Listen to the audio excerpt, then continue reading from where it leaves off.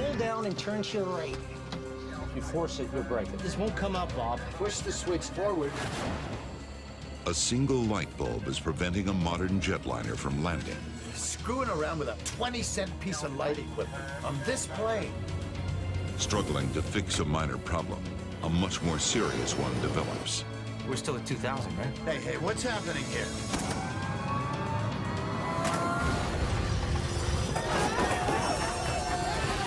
The plane crashes in a remote swamp. Those who survive the crash face a new danger. The swamp is filled with jet fuel. No one light a match! Eastern 401 was a pivotal accident in aviation history. The crash would point investigators to an astonishing danger lurking in all commercial cockpits.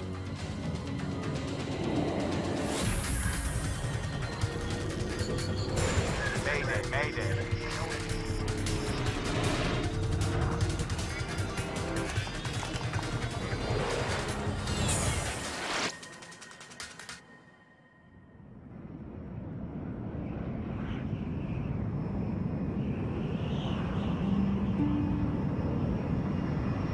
December 29th, 1972, the dawn of the jumbo jet era.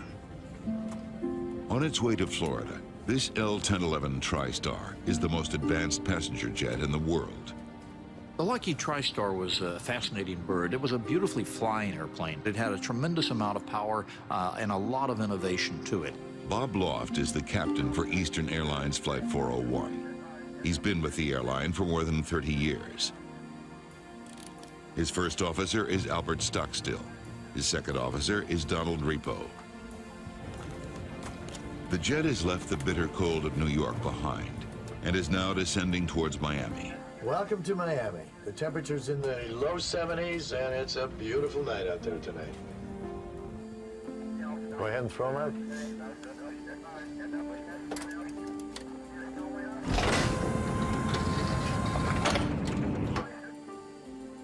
Angelo Donadeo is an off-duty Eastern Airlines maintenance expert. He's catching a ride back to Miami. There are 176 people on board tonight's flight. Most are heading south for New Year's. Ron and Lily Infantino have been married for only 20 days. They've just spent Christmas with his family. The seatbelt sign came on as normal. We're in a final approach. I look out the window there, and I could see lights at the airport. Close to midnight, the plane begins its approach to Miami International Airport. Stockstill flies the plane, while Repo performs a landing checklist. Radar, Up, off. hydraulic panels checked, 35, 33. gear down. The captain notices a problem. Bird, is that handling? No nose gear. The light showing that the nose gear is locked hasn't lit up. I'm gonna raise it back up. The gear might not be all the way down.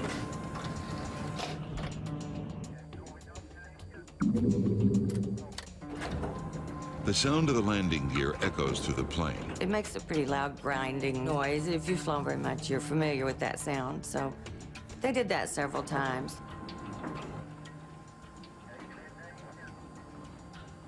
Still no light. Loft isn't sure if his front landing gear is locked. If it isn't, landing could be disastrous. Tower, this is Eastern 401.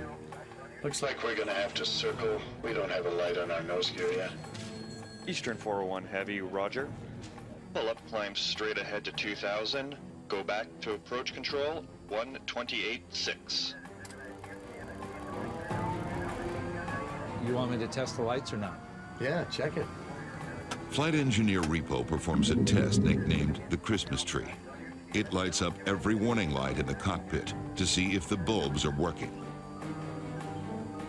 The nose gear indicator light fails the test. The bulb is probably burnt out. But there's a slim chance of a double failure. Both the light bulb and the landing gear could be broken. Bob, could you just jiggle the light? But the troublesome bulb is out of the captain's reach. On the ground, air traffic control directs Flight 401 to climb to 2,000 feet and circle away from the airport until the problem is solved. You want me to fly, bro? What frequency did he want us on, Bert? 128.6. I'll talk to him. It's right above that red one, isn't Yeah, it? I can't get at it from here. Co-pilot Stockstill is flying the plane, but Captain Loft needs his help to solve the problem. Put the autopilot on here. All right. The TriStar is equipped with the most sophisticated autopilot in history. It actually has the ability to land the plane on its own. Stockstill programs it to fly at 2,000 feet. Now, see if you can get that light out.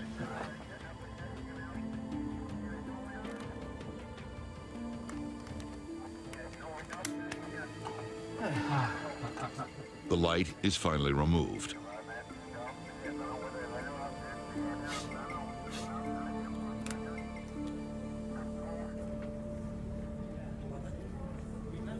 Richard Pregluski is an aviation engineer. He takes this flight regularly and can tell that the plane is experiencing technical problems. He was heading out towards the Everglades. I knew there was something wrong with the plane because if you have a delay, they'll circle the plane. The irritating problem isn't getting better. Now, Stockstill can't get the light back in. Now, push the switch just forward. Okay. You got it sideways then. Eastern 401, turn left, heading 300. Okay, 300, Eastern 401.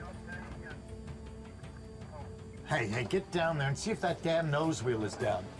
The electronics bay on the plane is underneath the cockpit. The room, nicknamed the Hellhole, is a unique feature on wide-bodied jets. The front landing gear mechanism can be seen from there. You got a handkerchief or something so I can get a little better grip on this? Hold down and turn to your right. Anything I can do it Now with? turn to your left one time. Get down there and see if that damn This thing... won't come out, Bob. If I had a pair of pliers, I could cushion it with that I Kleenex. can give you a pair of pliers, but if you force it, you'll break it. Just believe me. To hell with it, to hell with this! Get down and see if we're lined up with that red line. That's all we care. Screwing around with a 20-cent piece of light equipment on this plane. As the crew struggles to fix the problem, in the cabin, Richard Pregluski sees something peculiar out his window. I could see a tower to my right in the distance, and it looked like we were going into a glide path, which I found very strange. Pregluski has noticed something the pilots haven't. The plane is getting closer and closer to the swamp below. I felt it kind of strange that they hadn't made any announcements. But again, he was still fairly high off the ground. And I figured they would come out and tell us that when they were going to make the landing. So I wasn't overly concerned. Put it in the wrong way, huh? Looks square to me. Can't you get the hole lined up? I don't know what the hell's holding that damn thing in there. It's always something. We could have made scheduled. Without a green light, they still don't know if their landing gear is locked.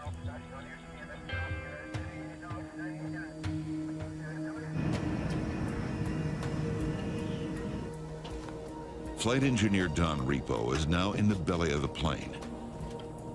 There's a viewing window in the hellhole, which should let him see if the front wheels are locked in place.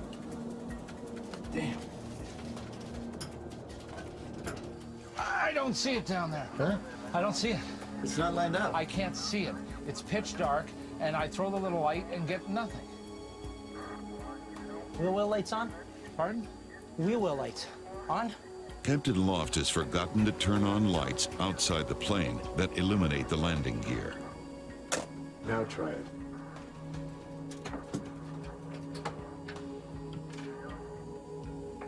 American 737, turn right into 010 on step 4.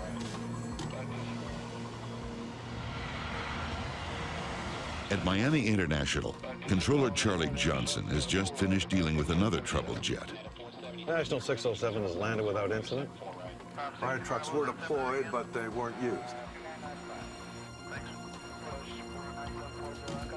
He notices that Eastern Airlines Flight 401 seems to have dropped from 2,000 feet to 900. but he's not overly concerned. It's not unusual to get false readings for several radar sweeps in a row. Eastern 401, how are things coming along out there? Okay, we'd like to turn around and come back in. Captain Loft believes that he'll soon get confirmation that his gear is locked. He wants to return to the airport. Eastern 401, turn left, heading 180.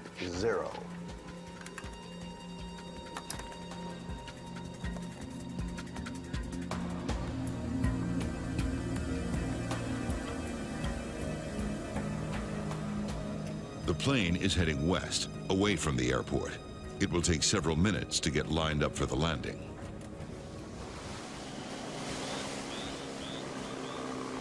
Deep in the Everglades, Bob Marcus is hunting frogs with a friend. Eastern Airlines Flight 401 roars past. Sure, I just saw the lights blinking across the sky, and it was so black. There's no horizon in the west, and you couldn't tell how high the plane was.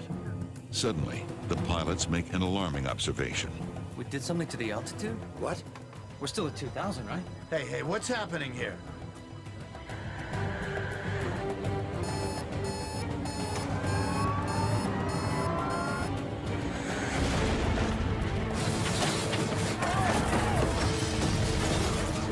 I see the lights in the cabin just flickering on and off, and I heard a noise. It was a violent whipping sensation.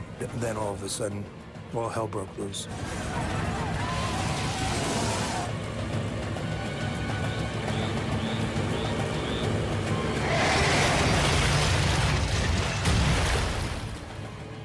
At Miami International, Controller Charlie Johnson notices that Flight 401's altitude now reads as coastal, or sea level. Lost you on the radar there, your transponder. What's your altitude now? There's no response from Eastern 401. Another plane makes a disturbing report. Miami approach, this is National 611. We just saw a big flash. Looked like it came out west. Don't know what it means, but wanted to let you know.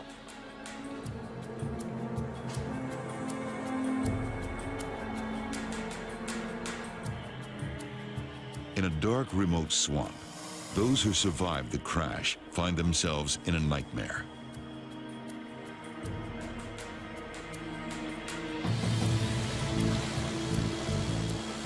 Bob Marcus races toward the site of the crash. Oh, I was going as fast as I could. It took me about 15 minutes, I think, to get to the crash site. Remarkably, Richard Progluski is alive. I knew I was badly injured because I could see my clothes hanging from my body. I had almost no clothes in the upper half of the body, and I could see skin coming down my arms.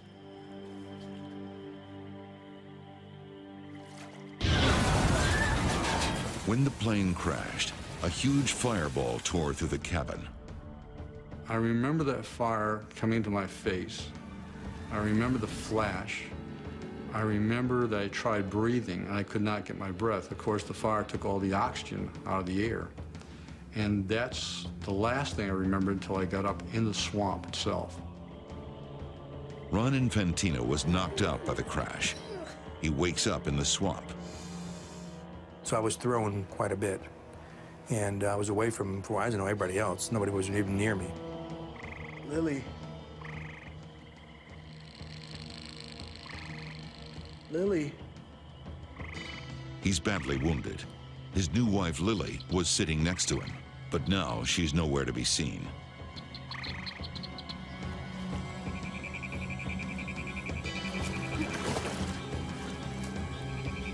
Swamp water doused the initial flames, but 40,000 pounds of jet fuel have leaked into the swamp. A single spark could start a deadly blaze. No one light a match! We're covered in jet fuel. What a sad thing to come through that crash and then have somebody do something stupid like strike a match and have us all just blow up. That was the real fear.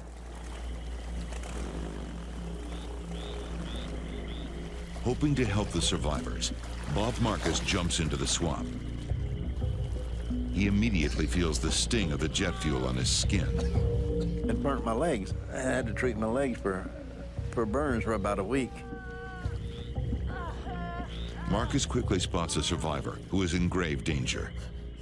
The badly wounded man is still strapped to his seat. He's on the verge of drowning. And his head kept dropping down in the water. He came up, he said, "Help me. I can't hold my head up much longer," and then dropped back down in the water. So I helped him, I pulled him up. Don't worry, I got you. I got you. Bob Marcus saves dozens of lives, preventing many people from drowning.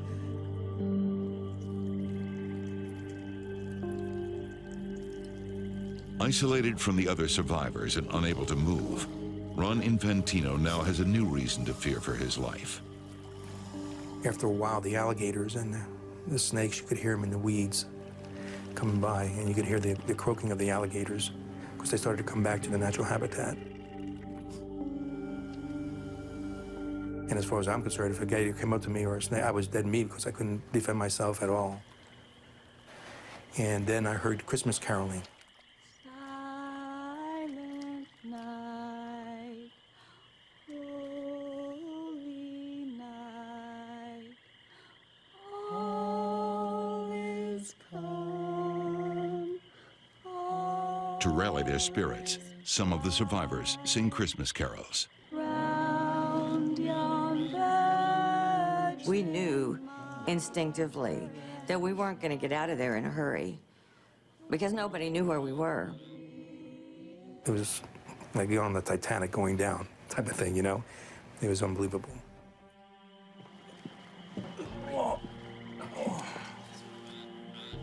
Within minutes, Coast Guard helicopters are sent out in search of the crash site. But in the pitch black night, they can't find the wreckage. Bob Marcus tries to signal the distant helicopters. But I could see where they were, and they were going the wrong direction. And I just waved the light at them until I saw them turn and head back towards us.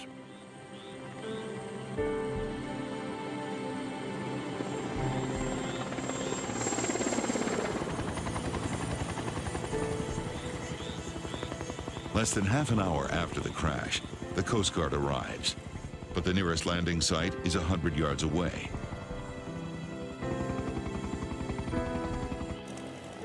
Marcus rushes to meet the helicopter and ferry the rescuers back to the crash site. His first passenger is rescue worker Don Schneck. I made it to the airboat. He asked me, "Where are all the rescuers?" And I said, "This is it, let's go." He took us out into the glades to a point where he said, "This is as far as I want to go because I don't want to run anybody over." And he said, "There are bodies out here all over the place."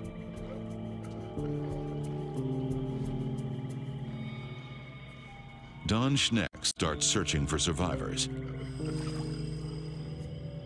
I approached the large object that I had seen at a small distance and realized it was the nose section of the aircraft.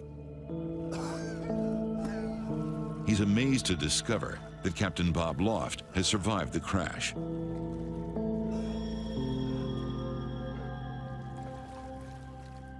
He was in bad shape.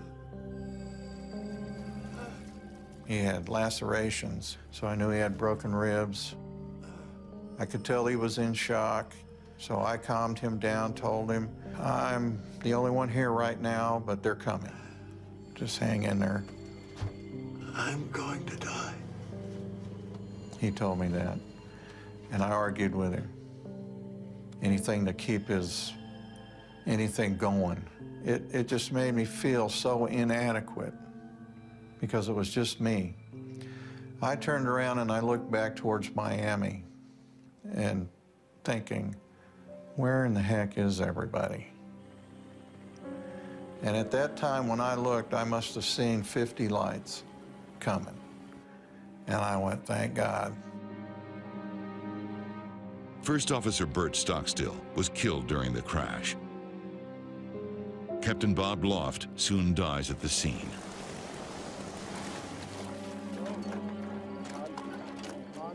Angelo Donadeo and Don Repo have survived and are taken to the hospital. In all, 77 people survived the crash. 99 people are killed. By dawn, all the wounded have been transported to Miami hospitals. Ron Infantino is one of the many who is struggling to survive. Priest comes over and does the last rites. So right then I knew I was in bad shape. And it's a scary thought. And of course at that time I'm still asking for Lily, you know, had they seen her? It was such a madhouse there that night, you could imagine. Lily. Where's Lily?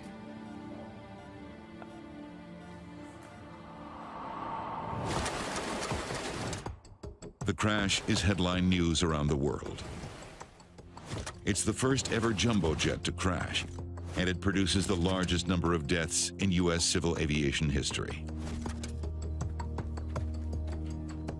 There's tremendous pressure on investigators from the National Transportation Safety Board to find out what happened. The trail of debris is enormously long. That suggests that the plane hit the swamp almost in the same nose-up position as it would while landing at an airport. Its descent was clearly slow and gradual.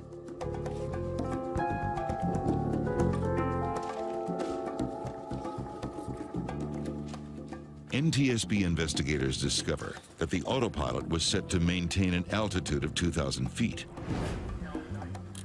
So why didn't it?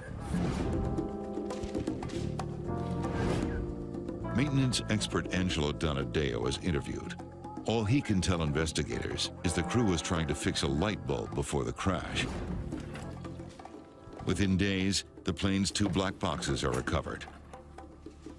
Investigators hope they will provide some answers. Before they can extract the data, flight engineer Don Repo dies in the hospital.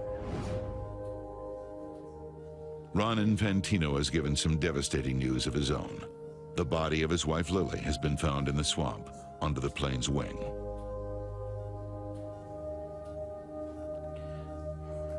She was just a wonderful person. I was 27 years old, and she was the same age, and it was actually my first love.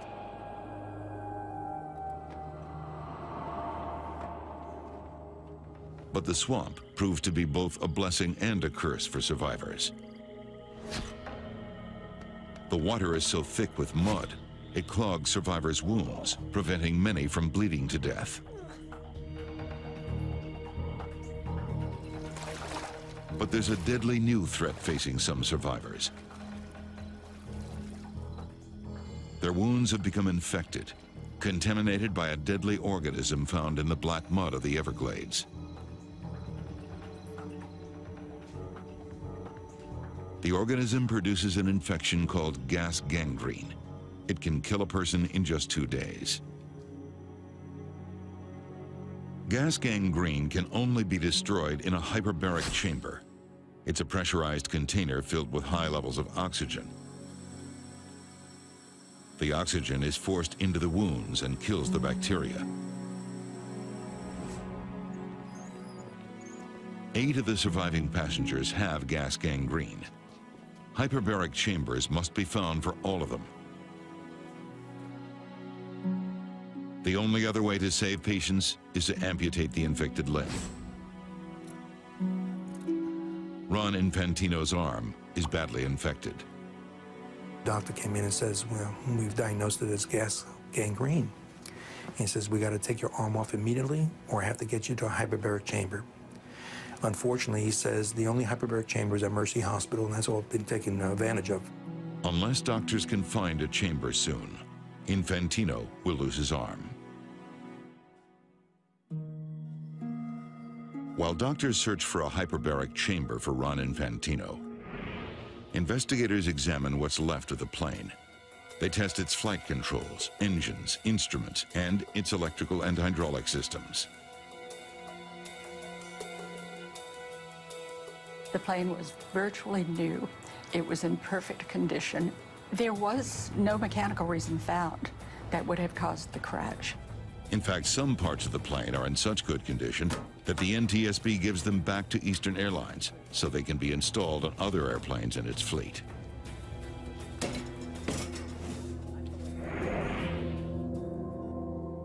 An unused hyperbaric chamber is finally found for Ron Infantino at a Navy base in Panama City.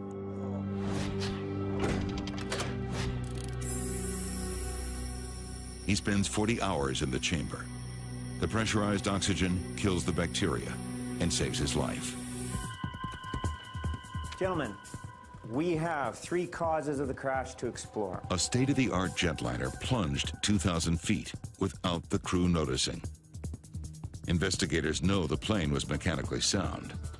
They now focus on other possible reasons for the unobserved descent. At the top of the list is subtle incapacitation of the pilot. The autopsy of Captain Bob Loft has yielded a gruesome discovery. Captain Loft had a large, undetected tumor growing in his brain. It pressed into the part of his brain responsible for sight. Medical records reveal that between the ages of 50 and 52, vision in the pilot's left eye had rapidly deteriorated.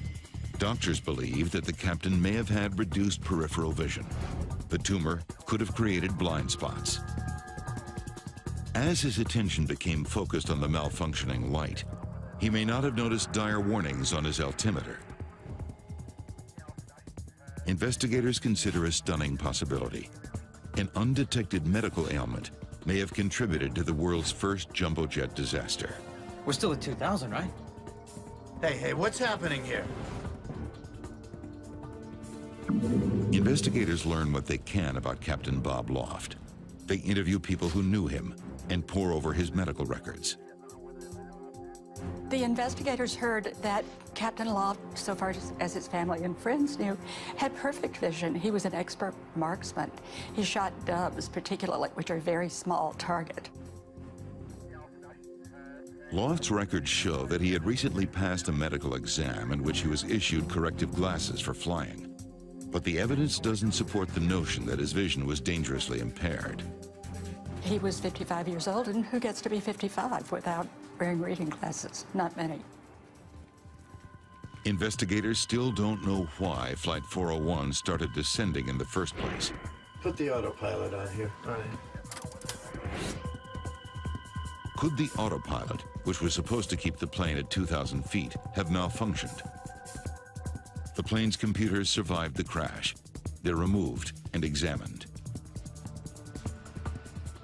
11 days after the crash, the autopilot computers are installed on another TriStar. It flies the same route as Flight 401. The autopilot holds that plane at 2,000 feet. So why hadn't it on the night of the accident? There's another question that dogs this investigation. Why didn't the Miami Tower alert the crew that their plane was dropping? The world's first three-dimensional radar had recently been installed there. It meant that controller Charlie Johnson knew the location, altitude, and speed of Flight 401.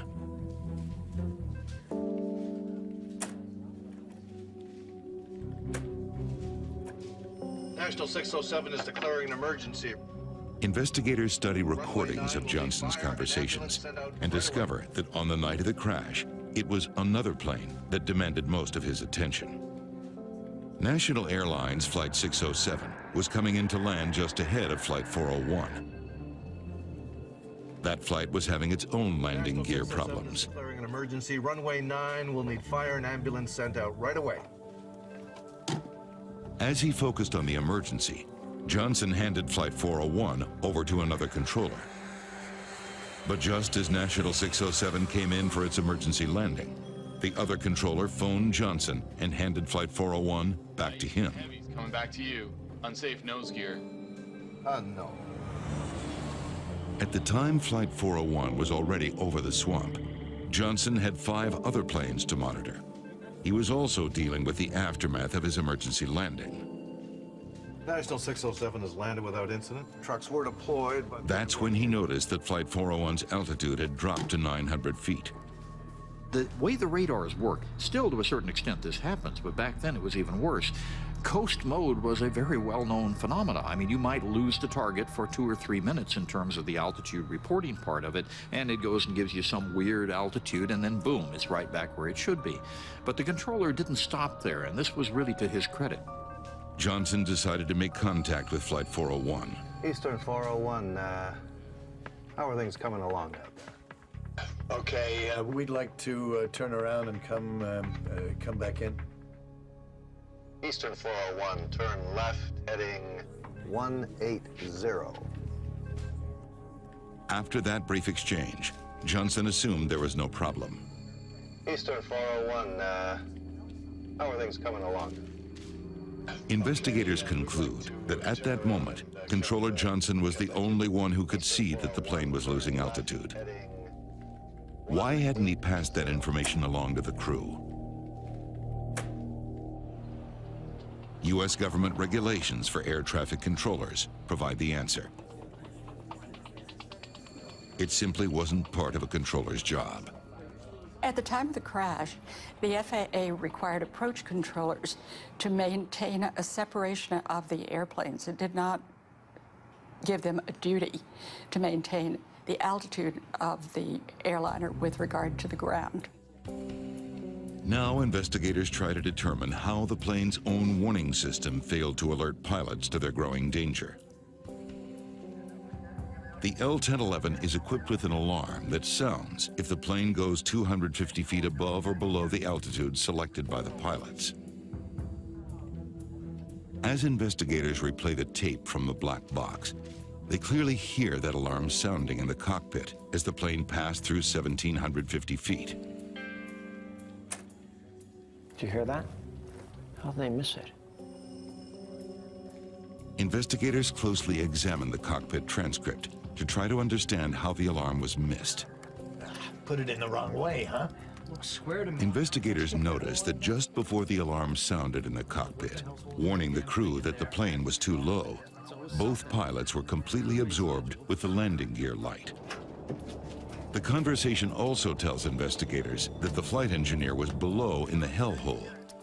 The warning chime came out of a speaker at his workstation.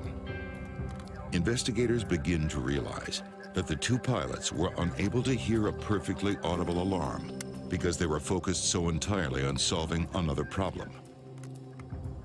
That chime, which is clearly heard on the cockpit voice recorder, was not registering in the minds of all the men on that flight deck.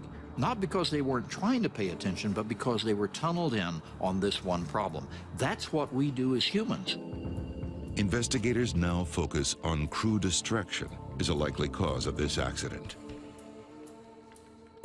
They interview a number of pilots and make a startling discovery. Pilots admitted that they placed a lot of trust in the modern new autopilots flying their planes. They may have become overly dependent on the technology. Put the autopilot on here. Right. Investigators suspect that the Eastern crew was so confident in their autopilot that they didn't monitor their instruments as closely as they should have. Now, see if you can get that light out. Once the autopilot was on, none of the pilots paid attention to actually flying the plane. We still got to find out why that plane went down. Investigators still haven't determined the most crucial piece of information.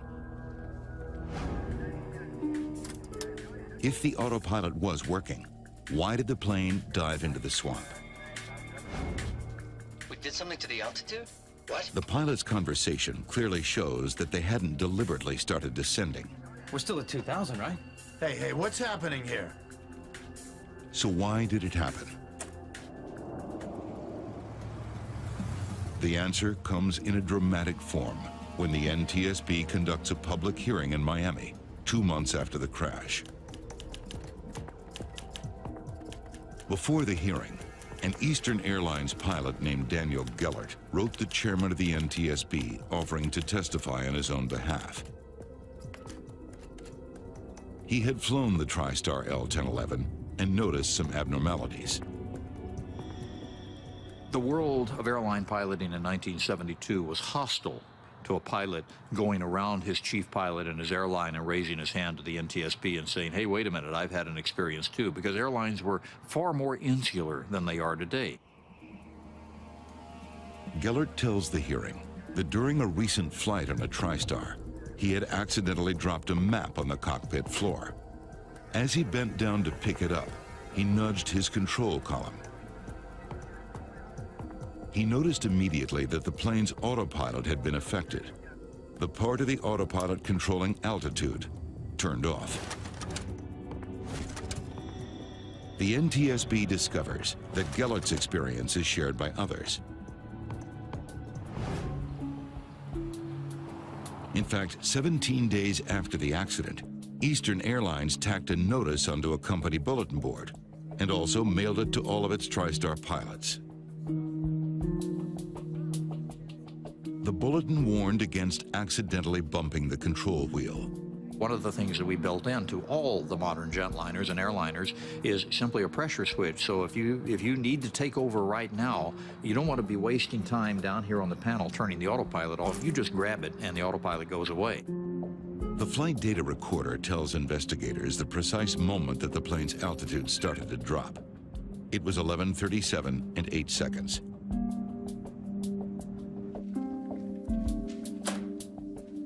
By studying the voice recorder transcript, investigators can tell what was happening in the cockpit at that exact time. Hey, get down there and see if that damn nose wheel is down.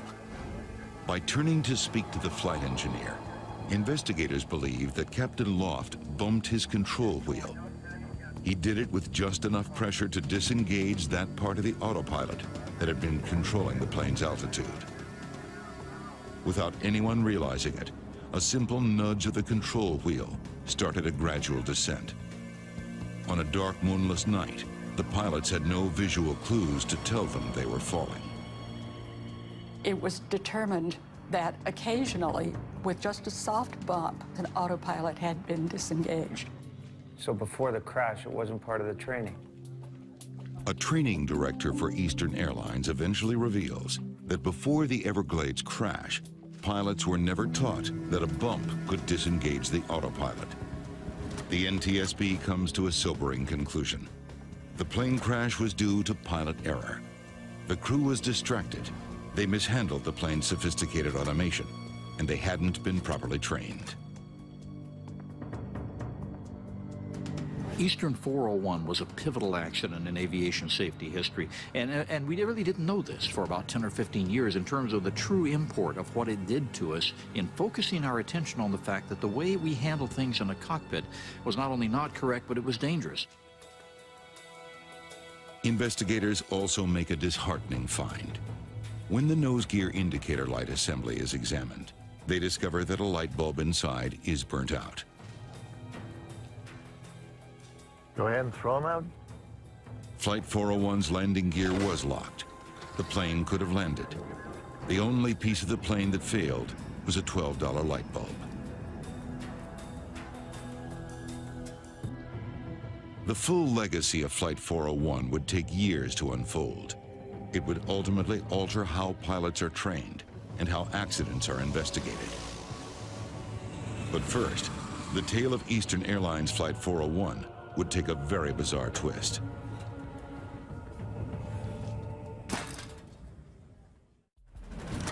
As far as the NTSB is concerned, the investigation into Eastern Airlines Flight 401 is over. Several recommendations were laid out to prevent similar accidents. Those include new regulations instructing air traffic controllers to warn pilots when they're getting too close to the ground. But 4 years later, it became clear there was a bigger lesson to be learned from Eastern Airlines Flight 401.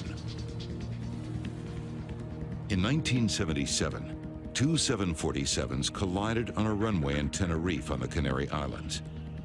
It was the deadliest plane crash of all time. And we're now at takeoff. Okay, stand by for takeoff. I will call you.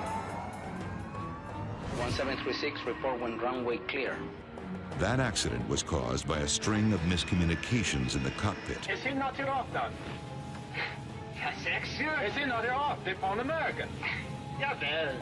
Investigators establish that 70% of crashes were due to pilot error.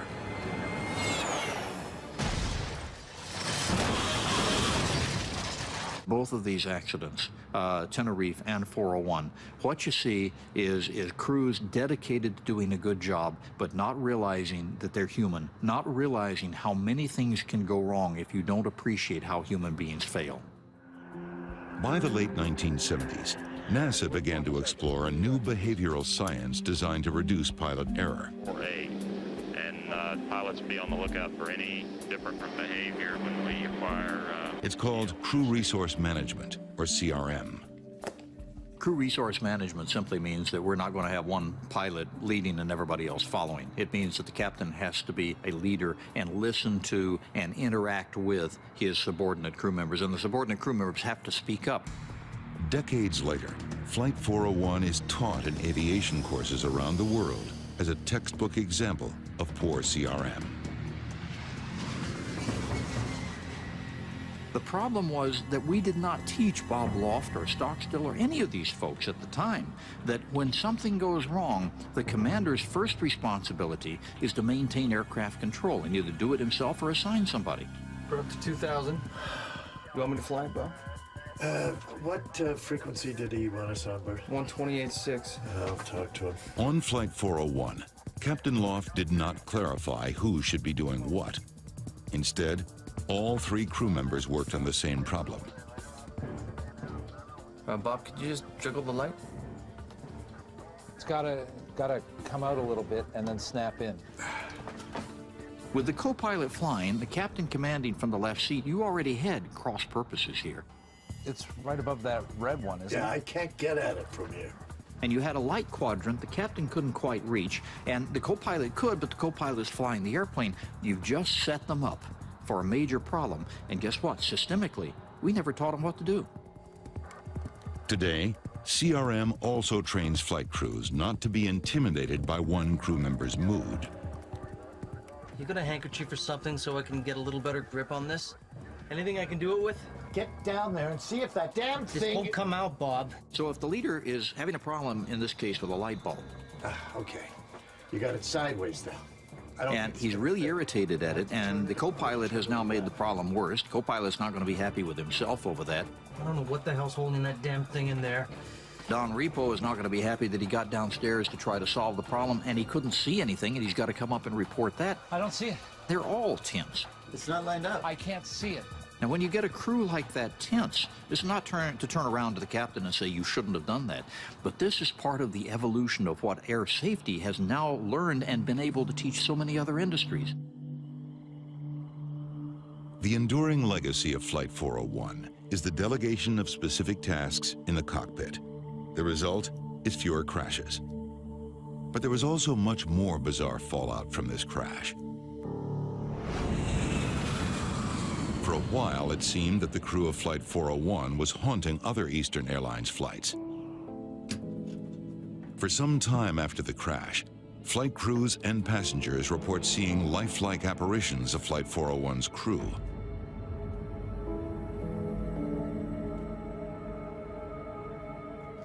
Many of the ghost sightings were on aircraft fitted with recovered parts from Flight 401. The ghost stories spread quickly. One book devoted entirely to those stories suggests that the ghosts were there to protect passengers and crew from further mishap. The official reaction at Eastern Airlines to these ghost stories was one of absolute eye-rolling denial in public, and in private, a certain bit of panic. There are so many ghost sightings that eventually Eastern Airlines removes Flight 401's cannibalized plane parts from all other aircraft. None of those who survived the crash will ever forget the horror they witnessed in the Everglades that night.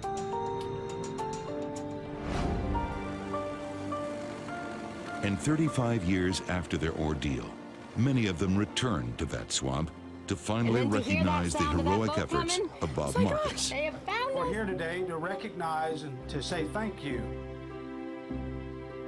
Many of the ones who lived because Robert Marcus was there with his airboat. He saw them drowning and decided that the thing that he could do would be to save the ones he could save. He was one of the true heroes of the crash.